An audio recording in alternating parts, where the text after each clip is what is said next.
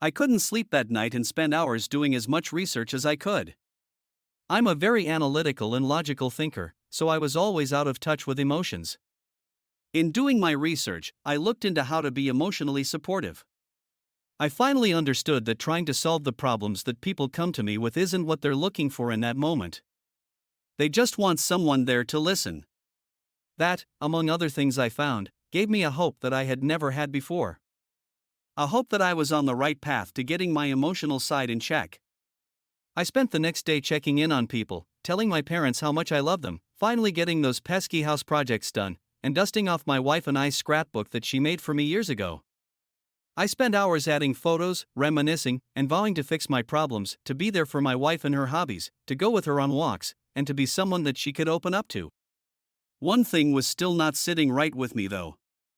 That last night she was on travel. I woke up in the middle of the night to see if she made it back to the hotel, and she had, but it was showing her location in a different part of the hotel from where I had seen it the last few days. I had chalked it up to the location accuracy being off, but brought that up to her anyways. I asked what she did after they went to the restaurant together, and her facial expression told me everything I needed to know. She was reluctant in telling me, but I told her honesty goes much further with me than not telling me anything. She said after dinner, they went back to the hotel bar until it closed, then she went back to his room and they sat on the balcony for hours talking. That eventually led to her lying in bed with him, and she admitted to making out and them touching each other, but she was adamant they didn't have sex. This absolutely broke me. After the heartache I had been through, promising to change, and already proud of the progress I had made opening up to friends and family that I was always too scared to show emotions to, felt like a waste. What obligation do I have now to better myself for her?